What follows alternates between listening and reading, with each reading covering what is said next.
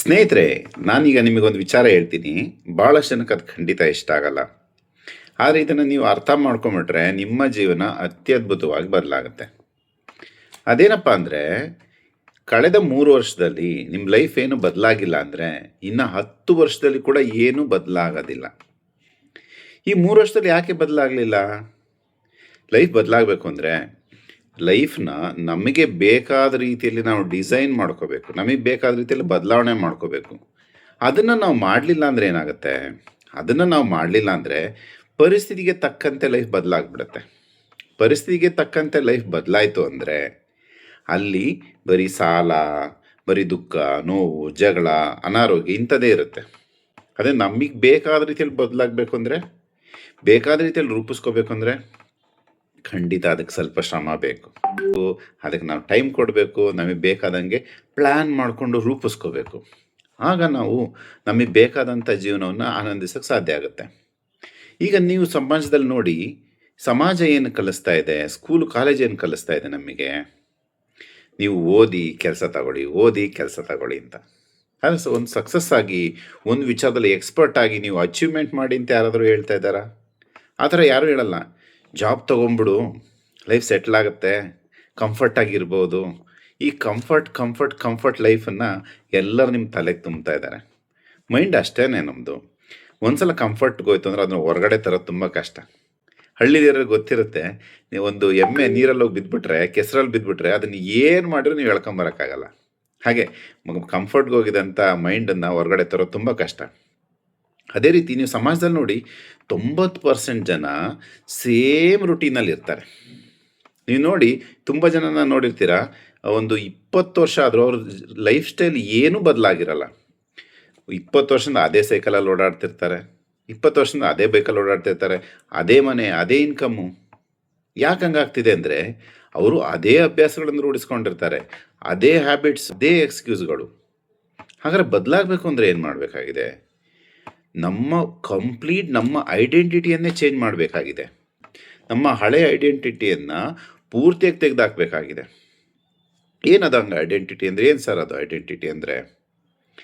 ಈಗ ಅಯ್ಯೋ ನನ್ನ ಕೈಲಾಗಲ್ಲ, ನನಗೆ ಟೈಮ್ ಇಲ್ಲ, ಇದು ನಾನು ಕಲಿಯೋಕ್ಕಾಗಲ್ಲ, ನನ್ನ ಜೀವನದಲ್ಲಿ ನಾನು ಬದಲಾಗೋಕ್ಕಾಗಲ್ಲ, ನಾನು ಮುಂದೆ ಬರೋಕ್ಕಾಗಲ್ಲ, ನನ್ನ ಕೈಲೆಲ್ಲ ಎಲ್ಲಿ ದುಡಿಯೋಕ್ಕಾಗತ್ತೆ. ಇದು ನಿಮ್ಮ ಐಡೆಂಟಿಟಿಯ ಕ್ರಿಯೇಟ್ ಆಗಿದೆ, ನೋಡ್ಕೊಳ್ಳಿ.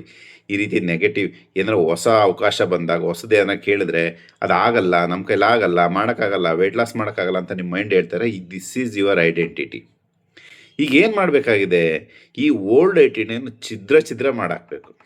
ಕಂಪ್ಲೀಟಾಗಿ ಹೊಸ ಐಡೆಂಟಿಟಿ ಇವನ ಮೇಲೆ. ಹೊಸದೇನೇ ಇದ್ದರೂ ನಾನು ಮಾಡ್ತೀನಿ. ಈಗ ಹೇಳ್ಕೊಳ್ಳಿ, ನಾನು ಬದಲಾಗ್ತೇನೆ, ನಾನು ದುಡಿಯೋದು ಹೆಂಗೆ ಅಂತ ಕಲಿತೀನಿ, ಹೊಸ ಸ್ಕಿಲ್ಲನ್ನು ಕಲಿತೀನಿ, ನಾನು ಹೊಸದನ್ನು ಕಲಿತೀನಿ, ನನ್ನ ಕೈಲಿ ಆಗಲ್ಲ, ನನ್ನ ಕೈಲಿ ಬರಲ್ಲ, ನನಗೆ ಟೈಮ್ ಇಲ್ಲ, ಈ ಥರ ನೆಪಗಳನ್ನು ಹೇಳಲ್ಲ, ಎಕ್ಸ್ಕ್ಯೂಸ್ಗಳನ್ನು ಹೇಳಲ್ಲ. ಮತ್ತು ನನಗೆ ಗೊತ್ತಿಲ್ಲ. ಇನ್ನೊಂದೇನೆಂದರೆ, ನನಗೇನು ಗೊತ್ತಿಲ್ಲ, ನಾನಿನ್ನೂ ಕಲ್ತಿಲ್ಲ, ಕಲ್ತ ಮೇಲೆ ಶುರು ಮಾಡ್ತೀನಿ ಅಂದರೆ ನೀವು ಯಾವತ್ತೂ ಶುರು ಮಾಡಲ್ಲ. ಇಂಪರ್ಫೆಕ್ಟಾಗಿ ಶುರು ಮಾಡೋಣ. ನನಗೆ ಎಷ್ಟು ಗೊತ್ತಿದೆ ಈಗ ಸ್ಟಾರ್ಟ್ ಮಾಡೋಣ, ಮಾಡ್ತಾ ಕಲಿತೀನಿ ಅಂತ. ಆ ರೀತಿ ಮಾಡಿದಾಗ ನಿಮ್ಮಲ್ಲಿ ಬದಲಾವಣೆ ಅತ್ಯದ್ಭುತವಾಗುತ್ತೆ. ಈ ಒಂದು ಬದಲಾವಣೆಗೆ ಬೇಕಾದಂಥ 5 ಅತ್ಯದ್ಭುತವಾದ ವಿಚಾರಗಳನ್ನು ನಾನು ಹೇಳ್ತೀನಿ ಇವತ್ತು. ಈ 5 ವಿಚಾರಗಳನ್ನು ನೀವು ಜೀವನದಲ್ಲಿ ಅಳವಡಿಸ್ಕೊಂಡ್ರೆ ನಿಮ್ಮ ಜೀವನ ಅತ್ಯದ್ಭುತವಾಗಿ ಬದಲಾಗುತ್ತೆ. ಈ ಬದಲಾವಣೆ ಬೇಕಾದ್ರೆ ಮೊಟ್ಟ ಮೊದಲನೇದು ಶಿಸ್ತು. ನಮಗೆ ಯಾವ ಟ್ಯಾಲೆಂಟ್ ಬೇಕಾಗಿಲ್ಲ, ನಮಗೆ ಬೇಕಾದ ಶಿಸ್ತು ಒಂದೇ, ಮೋಟಿವೇಶನ್ ಬೇಡ. ನಾವೆಲ್ಲರೂ ಅಂದ್ಕೊಂಡಿದ್ದೀವಿ ಮೋಟಿವೇಶನ್ ಬೇಕು ಅಂತ. ಮೋಟಿವೇಶನ್ ನಿಮಗೆ 1 ದಿವಸ ಇರುತ್ತೆ, 2 ದಿವಸ ಇರುತ್ತೆ ಅಷ್ಟೇ. ಆದರೆ ಶಿಸ್ತು ನಿಮ್ಮನ್ನು ಜೀವನ ಪರ್ಯಂತ ಕರ್ಕೊಂಡು ಹೋಗುತ್ತೆ. ಆದರೆ ಏನಪ್ಪ ಶಿಸ್ತು? ನಾನು ಬೆಳಗ್ಗೆ ವ್ಯಾಯಾಮ ಮಾಡಬೇಕು. ನನಗೆ ಇಷ್ಟ ಇದ್ದರೂ ಮಾಡ್ತೀನಿ, ಇಷ್ಟ ಇಲ್ಲ ಅಂದರೂ ಮಾಡ್ತೀನಿ. ವೆದರ್ ಸರಿ ಇದ್ದರೂ, ಚಳಿ ಇದ್ದರೂ, ಮಳೆ ಇದ್ದರೂ, ಬಿಸಿಲಿದ್ದರೂ, ಮನೇಲಿ ನೆಂಟರಿದ್ದರೂ, ಇಲ್ಲ ಅಂದರೂ ನಾನು ಮಾಡ್ತೀನಿ. ಇದು ಶಿಸ್ತು. ಈ ರೀತಿ ಯಾವುದೇ ಇಂಪಾರ್ಟೆಂಟ್ ಕೆಲಸಗಳೇನಿದ್ದಾವಲ್ಲ, ನಿಮ್ಮ ಜೀವನನ ಬದಲಾಯಿಸೋವಂಥ ಕೆಲಸಗಳು ಏನೆಲ್ಲ ಇದ್ದಾವೆ, ನಾವು ಓದಬೇಕು, ಕಲಿಬೇಕು, ಒಳ್ಳೆ ಊಟ ಮಾಡಬೇಕು, ಸರಿಯಾಗಿ ನಿದ್ರೆ ಮಾಡಬೇಕು. ಇವೆಲ್ಲವನ್ನು ಯಾರು ನಮ್ಮ ಕೈಲಿ ಬಲವಂತವಾಗಿ ಮಾಡ್ಸೋಕ್ಕೆ ಬರಲ್ಲ, ನಾವಾಗೆ ಕಲಿತು ಮಾಡಬೇಕಾಗಿದೆ. ಹಾಗಾಗಿ ಇವುಗಳನ್ನು ಮಾಡೋದರಲ್ಲಿ ಶಿಸ್ತನ್ನು ತನ್ನಿ, ನಿಧಾನಕ್ಕೆ ರೂಢಿಸ್ಕೊಳ್ಳಿ. ಮನಸ್ಸು ಒಂದೇ ಸತಿ ಒಪ್ಕೊಳ್ಳಲ್ಲ, ಒಗ್ಗೋದಿಲ್ಲ. ಅದನ್ನು ಕಲಿತಾ ಬರಬೇಕು. ಇವತ್ತು ನಾನು 10 ನಿಮಿಷ ವ್ಯಾಯಾಮ ಮಾಡ್ತೀನಿ, ಇವತ್ತು 10 ನಿಮಿಷ ಧ್ಯಾನ ಮಾಡ್ತೀನಿ, ಇವತ್ತು ಯಾರ ಹತ್ರನೂ ನಾನು ಮಿಸ್ಬಿಹೇವ್ ಮಾಡಲ್ಲ, ಇವತ್ತು ನಾನು ಜಂಕ್ ಫುಡ್ ತಿನ್ನಲ್ಲ, ಇವತ್ತೊಂದು 10 ಪೇಜ್ ಆದರೂ ಓದ್ತೀನಿ, ಇವತ್ತು ಸೋಷಿಯಲ್ ಮೀಡಿಯಾ ಅವಾಯ್ಡ್ ಮಾಡ್ತೀನಿ, ಇವತ್ತು ನಾನು ಯಾರಿಗೂ ಬೈಯಲ್ಲ, ಇವತ್ತು ನಾನು ನೆಪ ಹೇಳಲ್ಲ, ಇವತ್ತು ನಾನು ಸುಳ್ಳು ಹೇಳಲ್ಲ. ಈ ರೀತಿ ಸಣ್ಣ ಸಣ್ಣ ಸಣ್ಣ ಹೆಜ್ಜೆ ಇಡಿ. ಒಂದು ದೊಡ್ಡ ಬೆಟ್ಟ ಇದೆ ಅಂದ್ಕೊಳ್ಳಿ, ಅದನ್ನ ನಾವೇನು ಮಾಡ್ತೀವಿ, ಒಂದೇ ಮೆಟ್ಲು ಹತ್ತಕ್ಕಾಗೋದು ಒಂದು ಸತಿಗೆ ಅಲ್ವಾ, ಒಂದೇ ಸತಿ ಜಿಗಿಯೋಕ್ಕಾಗಲ್ಲ ನಾವು. ಹಾಗೆ ಒಂದೊಂದೇ ಮೆಟ್ಲು ಹತ್ಕೊಳ್ತಾ ಹೋದರೆ ಎಷ್ಟು ದೊಡ್ಡ ಬೆಟ್ಟ ಅದು ನಾವು ಹತ್ಬೋದು. ಮೊದಲನೇದು ಶಿಸ್ತು, ಎರಡನೇದು ನಾಲೆಜ್ ಏನಪ್ಪ, ಯಾವುದ್ಯಾವುದನ್ನು ಕಲಿಯೋದಲ್ಲ, ನಮ್ಮ ಜೀವನ ಬದಲಾಗಬೇಕು, ಅದರಿಂದ ನಮಗೆ ಹಣ ಬರಬೇಕು. ಹಣ ಹೆಂಗೆ ಹಣ ಹಂಗಾದ್ರೆ ಹಣದ ಉದ್ದೇಶದಿಂದ ಕಲಿಬೇಕಾ? ಆ ಥರ ಅಲ್ಲ ನಾನು ಹೇಳ್ತಿರೋದು. ಯಾವುದು ಸಮಾಜಕ್ಕೆ ಪ್ರಪಂಚಕ್ಕೆ ಅಗತ್ಯ ಇದೆ ಅಂಥದ್ದನ್ನು ಕಲಿಬೇಕು. ಯಾವುದನ್ನು ಕಲಿತ್ರೆ ನಾನು ಇನ್ನೊಬ್ಬರ ಜೀವನದಲ್ಲಿ ಬದಲಾವಣೆ ತರ್ಬೋದು ಅಂಥದ್ದನ್ನು ಕಲಿಬೇಕು. ಈಗ ಉದಾಹರಣೆಗೆ ಡಿಜಿಟಲ್ ಮಾರ್ಕೆಟಿಂಗ್ ಕಲಿಬೋದು, ಯೂಟ್ಯೂಬ್ ವಿಡಿಯೋ ಮಾಡೋದು ಕಲಿಬೋದು, ಆಮೇಲೆ ಇನ್ವೆಸ್ಟಿಂಗ್ ಕಲಿಬೋದು. ಇನ್ನು ಯಾವುದೇ ಹೊಸ ಸಾಫ್ಟ್ವೇರ್ ಸ್ಕಿಲ್ಗಳಾಗಲಿ, ಆರ್ಟಿಫಿಷಿಯಲ್ ಇಂಟೆಲಿಜೆನ್ಸ್ ಆಗಲಿ, ಈ ಥರ ಯಾವ್ದಾದ್ರು ಒಂದು ಸ್ಕಿಲ್ ಕಲೀರಿ. ಅದರಿಂದ ಒಂದು ಬದಲಾವಣೆ ತರುತ್ತೆ, ಅದರಿಂದ ನಿಮ್ಮ ಜೀವನದಲ್ಲಿ ಬದಲಾವಣೆ ತರುತ್ತೆ, ಅದರಿಂದ ಆ ಸ್ಕಿಲ್ಲಿಂದ ನಿಮಗೆ ಇನ್ಕಮ್ ಬರೋಕ್ಕೆ ಸ್ಟಾರ್ಟ್ ಆಗುತ್ತೆ. ಥರ್ಡ್ ಒಂದು ಏನಂದರೆ ಟೈಮ್. ಸಮಯವನ್ನು ಹಾಳು ಮಾಡಬಾರ್ದು. ತುಂಬ ಕೇಳಿರ್ತೀರ ನೀವು, ಸೋಮಾರಿ ಆಗಬಾರ್ದು ಅಂತ. ಅದಾಗಲ್ಲ. ನಾವು ಎಲ್ಲರೂ ಬ್ಯುಸಿ ಇದ್ದೀವಿ. ಬ್ಯುಸಿ ಯಾವುದ್ರಲ್ಲಿ ಇದ್ದೀವಿ ಯೋಚನೆ ಮಾಡಿ. ನೀವು ಪ್ರೊಡಕ್ಟಿವ್ ಟೈಮಲ್ಲಿ ಬ್ಯುಸಿ ಆಗಿದ್ದೀರಾ ಅಥವಾ ಅನ್ಪ್ರೊಡಕ್ಟಿವ್ ವರ್ಕ್ಗಳಲ್ಲಿ ಬ್ಯುಸಿ ಆಗಿದ್ದೀರಾ ಅಂತ. ಒಂದೇ ಒಂದು ಸತಿ ಈಗ ಈ ವಿಡಿಯೋ ಪಾಸ್ ಮಾಡಬೇಕು. ನೀವು ಪಾಸ್ ಮಾಡಿ ನೆನ್ನೆ ಏನು ಮಾಡಿದ್ರಿ ಅಂತ ಹಾಗೆ ಒಂದು ಸಲ ಅವಲೋಕನ ಮಾಡಿ. ನೆನ್ನೆ ಆಗಲೆಲ್ಲ ಬ್ಯುಸಿ ಇದ್ದೆ ನಾನು, ಆಯಿತಾ. ಅದರಲ್ಲಿ ಎಷ್ಟು ಪ್ರಯೋಜನಕ್ಕೆ ಬರುವಂಥ ಕೆಲಸಗಳು ಮಾಡಿದ್ವಿ, ಎಷ್ಟು ಪ್ರಯೋಜನ ಇಲ್ಲದಿರೋಂಥ ಕೆಲಸ ಮಾಡಿದ್ವಿ ಯೋಚನೆ ಮಾಡಿ. ನಾವು ಏನು ಮಾಡಬೇಕಾಗಿದೆ ಅಂದರೆ ಪ್ರಯೋಜನಕ್ಕೆ ಬರುವಂಥ ಏಳಿಗೆ ಆಗುವಂಥ ಕೆಲಸಗಳಲ್ಲಿ ನಮ್ಮ ಸಮಯವನ್ನು ನಮ್ಮನ್ನು ನಾವು ತೊಡಗಿಸ್ಕೋಬೇಕು. ಸ್ಕಿಲ್ ಇಂಪ್ರೂವ್ ಮಾಡೋದಕ್ಕೆ ನಮ್ಮನ್ನು ನಾವು ತೊಡಗಿಸ್ಕೋಬೇಕು. ಆಗ ನಮ್ಮ ಬದಲಾವಣೆ ಏಳಿಗೆ ವೇಗವಾಗಿ ಆಗೋಕ್ಕೆ ಶುರುವಾಗುತ್ತೆ. ನಾಲ್ಕನೇ ವಿಚಾರ ಏನಪ್ಪ ಅಂದರೆ ರಿಚ್ ಮೈಂಡ್ಸೆಟ್, ಅಂದರೆ ಒಂದು ಪಾಸಿಟಿವ್ ಆದ ಆ್ಯಟಿಟ್ಯೂಡ್. ಈಗ ಸಮಾಜ ಎಲ್ಲ ಕಲಿಸುತ್ತೆ, ನೀವು ಒಂದು ಸೇಫ್ ಝೋನಲ್ಲಿರು, ಕಂಫರ್ಟ್ ಝೋನಲ್ಲಿರು ಅಂತ. ಒಂದು ಜಾಬ್ ತೊಗೊಂಡ್ಬಿಡು ಸಾಕು, ಇಷ್ಟೇ ಸಾಕು ಅಂತ. ಆ ರೀತಿ ಅಲ್ಲ. ಯಾವ ಒಂದು ಸ್ಕಿಲ್ಲನ್ನು ಕಲಿತ್ರೆ, ಯಾವ ವ್ಯಾಪಾರ ಬಿಸ್ನೆಸ್ ಅಥವಾ ಯಾವ ಇನ್ವೆಸ್ಟ್ಮೆಂಟ್ ಮಾಡಿದರೆ ನನ್ನ ಏಳಿಗೆ ತುಂಬ ದೊಡ್ಡ ಮಟ್ಟದಲ್ಲಾಗುತ್ತೆ, ನನ್ನ ಗ್ರೋತ್ ಸಖತ್ ಚೆನ್ನಾಗಾಗುತ್ತೆ, ಅಂಥದ್ದನ್ನು ಮಾಡೋದಕ್ಕೆ ಟ್ರೈ ಮಾಡಬೇಕು. ಅದನ್ನು ಕಲಿಬೇಕು. ಕಲಿಯೋದಕ್ಕೆ ಎಲ್ಲದನ್ನು ಕಲಿಯೋಕ್ಕೆ ಸಾಧ್ಯ ಇದೆ. ಕೊನೆಯದಾಗಿ ಎನ್ವೈರ್ಮೆಂಟ್ ಅಥವಾ ವಾತಾವರಣ. ಈಗ 5 ವರ್ಷ 10 ವರ್ಷದಿಂದ ನಿಮ್ಮಲ್ಲಿ ಏನೂ ಬದಲಾವಣೆ ಆಗ್ತಾ ಇಲ್ಲ ಅಂದರೆ ಇನ್ನು ಮುಂದಿನ 10 ವರ್ಷದಲ್ಲಿ ಏನೂ ಬದಲಾವಣೆ ಆಗಲ್ಲ.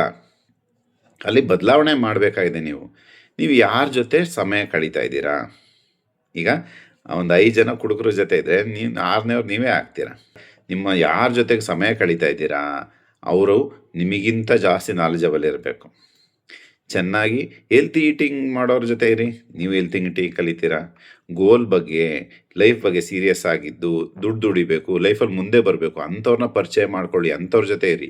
ನೆಪ ಹೇಳೋದು, ಮೋಸ ಮಾಡೋದು, ಬೆನ್ನಿಂದೆ ಮಾತಾಡೋ ಇಂಥವ್ರನ್ನ ನಿಮ್ಮ ಜೀವನದಿಂದ ಡಿಲೀಟ್ ಮಾಡಿ. ಈ ರೀತಿಯಾಗಿ ನಿಮ್ಮ ಒಂದು ವಾತಾವರಣವನ್ನು ನೀವು ಬದಲಾಯಿಸ್ಕೋಬೇಕು. ಈ 5ನ್ನ ರೂಢಿಸ್ಕೊಂಡಾಗ ನಿಮ್ಮ ಬದಲಾವಣೆ ಅತ್ಯದ್ಭುತವಾಗಿ ಆಗುತ್ತೆ. ಈ ವಿಡಿಯೋ ಎಷ್ಟೊತ್ತು ನೋಡಿದ್ದೀರಾ ಅಂದರೆ ನಾನು ನಿಮಗೊಂದು ಚಾಲೆಂಜ್ ಕೊಡ್ತೀನಿ. ಇದಿಷ್ಟು ನೋಡಿದ್ರಲ್ಲ, ಒಂದಷ್ಟು ಮೋಟಿವೇಶನ್ ಬಂದಿರುತ್ತೆ, ವಾವ್ ಮಾಡೇ ಬಿಡೋಣ ಅಂತ. ಅದಕ್ಕೆ ಇನ್ನೊಂದು ಚಾಲೆಂಜ್ ಕೊಡ್ತೀನಿ ನಾನು ನಿಮಗೆ. 30 ದಿನ ಈ ಚಾಲೆಂಜ್ನ ಮಾಡಿ.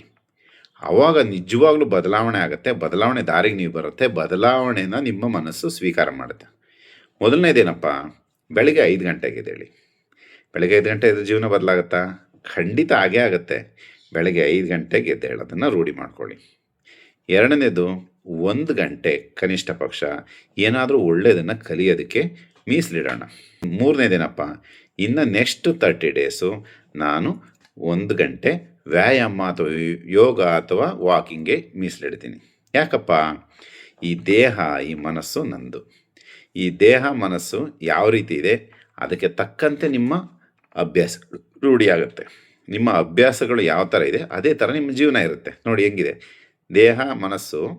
ಆ ದೇಹ ಮನಸ್ಸಿನಿಂದ ನಮ್ಮ ಅಭ್ಯಾಸಗಳು ರೂಢಿಯಾಗುತ್ತೆ, ಅಭ್ಯಾಸದಿಂದ ಜೀವನ ರೂಢಿಯಾಗುತ್ತೆ. ಅಲ್ಲಾಗಬೇಕು ಅಂದರೆ 1 ಗಂಟೆ ನಮ್ಮ ದೇಹಕ್ಕೆ ನಾವು ಕೊಡಲೇಬೇಕು. 4th ಒನ್ ಏನಪ್ಪ, ನಾನು 1 ತಿಂಗಳು ನಾನು ಕ್ಲೀನ್ ಈಟಿಂಗ್ ಮಾಡ್ತೀನಿ. ಅಂದರೆ ಯಾವುದೇ ದೇಹಕ್ಕೆ ಬೇಡವಾದಂಥ ಜಂಕ್ ಫುಡ್ಗಳನ್ನು ನಾನು ನನ್ನ ದೇಹಕ್ಕೆ ಖಂಡಿತವಾಗಿ ಕೊಡೋದಿಲ್ಲ. 5ನೇ ಚಾಲೆಂಜ್, ನೋ ನೆಗೆಟಿವ್ ಟಾಕ್. ನಾನು ನನ್ನ ಬಗ್ಗೆ ಆಗಲಿ ಬೇರೆಯವ್ರ ಬಗ್ಗೆ ನೆಗೆಟಿವ್ ಟಾಕ್ ಮಾಡಲ್ಲ. ನೆಗೆಟಿವಿಟಿಯನ್ನು ತಲೆಗೆ ತುಂಬುವಂತಹ ಸೋಷಿಯಲ್ ಮೀಡಿಯಾ ಆಗಲಿ ಮತ್ತು ನ್ಯೂಸ್ ಚಾನಲ್ ಇದೆಲ್ಲದರಿಂದ ದೂರ ಇರ್ತೀನಿ. ಈ 5 ಚಾಲೆಂಜನ್ನು ನೀವು ಅಕ್ಸೆಪ್ಟ್ ಮಾಡಿ, ಇದನ್ನು ಮಾಡಿ, ಆಗ ನಿಮ್ಮ ಜೀವನ ಬದಲಾವಣೆ ದಾರಿಗೆ ಬರುತ್ತೆ. ಈಗ ಏನು ಮಾಡಬೇಕು ಅಂದರೆ, ಇದನ್ನು ನೀವು ಖಂಡಿತ ನೀವು ಅಕ್ಸೆಪ್ಟ್ ಮಾಡಿದರೆ, ಈ ಚಾಲೆಂಜನ್ನ ನಾನು ಅಕ್ಸೆಪ್ಟ್ ಮಾಡಿದ್ದೀನಿ ಅಂತ ಕಮೆಂಟಲ್ಲಿ ಬರೀರಿ. ಆಮೇಲೆ ನಿಮ್ಮ ಸ್ನೇಹಿತರು ಯಾರು ಸಖತ್ತು ಟ್ಯಾಲೆಂಟ್ ಇದ್ದು ಏನಾದ್ರು ಮಾಡಬೇಕು ಅಂತ ಇರುತ್ತೆ, ಆದರೂ ಸಮಯ ವೇಸ್ಟ್ ಮಾಡ್ತಾರೆ ಅಂತ ನಿಮ್ಗೆ ಅನಿಸುತ್ತಲ್ಲ ತುಂಬ ಜನ, ಅವರಿಗೆ ಈ ವಿಡಿಯೋನ ಖಂಡಿತ ಶೇರ್ ಮಾಡಿ. ಸ್ನೇಹಿತರೆ, ನಮ್ಮ ಸುಖಿ ಫೌಂಡೇಶನ್ ವಾಟ್ಸಪ್ ಗ್ರೂಪಿಗೆ ಜಾಯ್ನ್ ಆಗಿ ಅಲ್ಲಿ ಇನ್ನೂ ಹೆಚ್ಚಿನ ವಿಚಾರಗಳನ್ನು ಕಲಿತೀರಾ ಹಾಗೂ ನಮ್ಮೆಲ್ಲರ ಜೊತೆಗೆ ಎಲ್ಲವನ್ನೂ ಅಭ್ಯಾಸ ಮಾಡ್ತೀರಾ. ಎಲ್ಲರಿಗೂ ಒಳ್ಳೆಯದಾಗಲಿ. Thank you.